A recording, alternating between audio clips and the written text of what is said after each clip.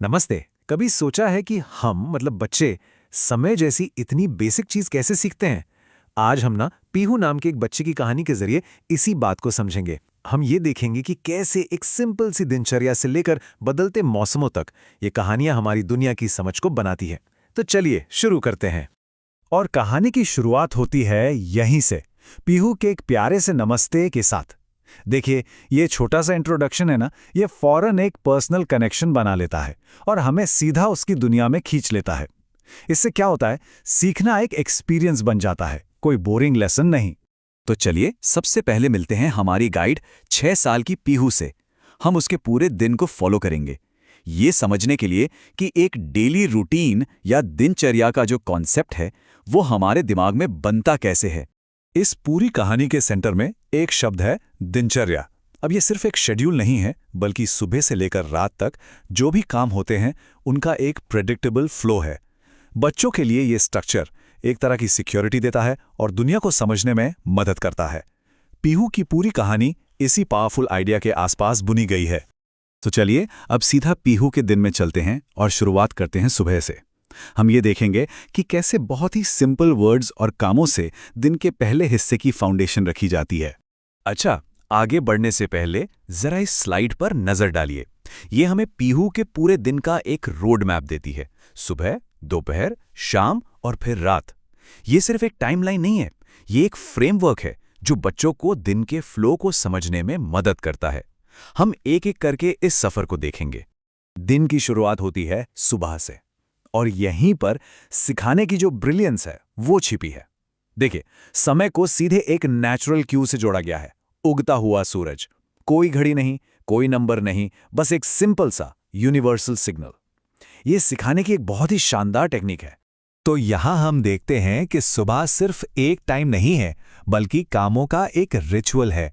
उठने से लेकर स्कूल के लिए तैयार होने तक हर स्टेप एकदम क्लियर है।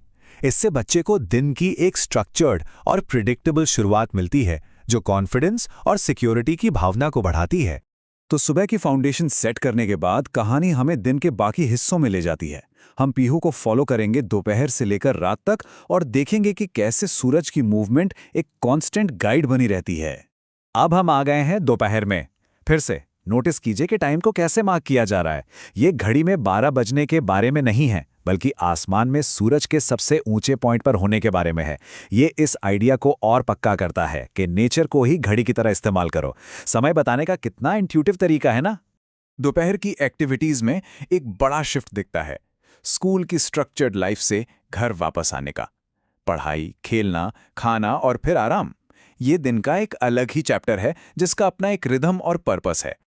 और अब हम पहुंचते हैं शाम पर। हमारा जो नेचुरल गाइड है सूरज, वो अब डूब रहा है। ये जो कंटिन्यूटी है ना, उगना, ऊपर चढ़ना, फिर डूबना, ये टाइम के बीतने जैसे एब्स्ट्रैक्ट आइडिया को सिखाने का एक बहुत ही ब्रिलियंट कॉन्क्रीट तरीका है। शाम को एक खूबसूरत बैलेंस के तौर पे दिखाया गया है, खेलने, पढ़ाई और सबसे इंपॉर्टेंट फैमिली टाइम के बीच। ये दिन के खत्म होने का सिग्नल है, एक शिफ्ट है और शांत घर की एक्टिविटीज की तरफ, जो रिश्तों को और मजबूत बनाती हैं। जैसे ही सूरज चला जाता है, एक नया विजुअल क्यू स्टेज पर आता है, रात। ओरिजिनल टेक्स्ट इसे आसमान में चांद और तारों के दिखने से बहुत ही खूबसूरती से जुड़ता है। ये दिन के साइकिल के खत्म होने का एक क्लियर और मैजिकल मार्कर है। रात की एक्टिविटीज एकदम शांत और सुकून भरी हैं। एक कहानी की किताब पढ़ना और फिर सो जाना। ये दिन का एक बहुत ही पीसफुल और रिलैक्सिंग एंड है, जो रूटीन के साइकिल को पूरा करता है और अगले दिन के लिए स्टेज सेट करता है। तो ये स्लाइड सब कुछ एक साथ समराइज करती है। पीहू की सिंपल सी कहानी के जरिए दिन और रात के बीच का जो फंडामेंटल डिफरेंस है वो क्रिस्टल क्लियर हो जाता है।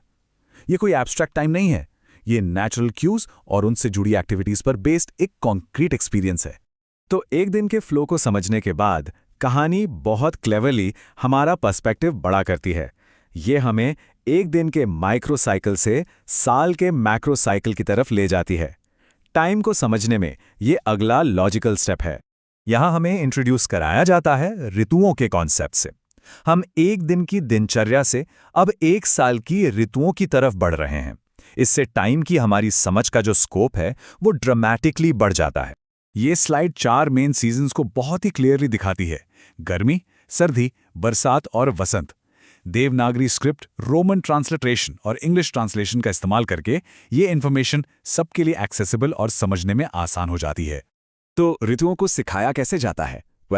उसी इफेक्टिव स्ट्रैटेजी से जो हमने दिन के लिए देखी थी। सिंपल, रिलेटेबल एसोसिएशंस के जरिए। गर्मी का मतलब आइसक्रीम, सर्दी मतलब गर्म कपड़े, बरसात मतलब छाते और वसंत का मतलब फूल। ये स्ट्रैटेजी एब्स्ट्रैक्ट कॉन्सेप्ट्स को कॉन्क्रीट, मेमोरेबल एक्सपीरियंसेस से जोड़ देती है। तो पीहू की दुनिया से हमें लर्निंग प्रोसेस के बारे में आखिर पता क्या चलता है? चलिए, इस पूरे एक्सप्लोरेशन से जो मेन टेकअवेज हैं उन्हें एक साथ देखते हैं। तो मेन टेकअवे ये है, टाइम जैसा एक कॉम्प्लेक्स एब्स्ट्रैक्ट कॉन्सेप्ट छोटे छोटे मैनेजेबल टुकड़ों में तोड़ा जाता है। हम एक सनराइज से शुरू करते हैं, उससे एक दिन बनाते हैं और फिर उन दिनों को जोड़कर एक साल बनाते हैं। और ये सब मुमकिन हो पाता है एक सिंपल रिलेटेबल कहानी के जरिए। पीहू की कहानी हमें दिखाती है कि कैसे एक बच्चे की कहानी ही हमारे लिए टाइम की अंडरस्टैंडिंग की फाउंडेशन रखती है।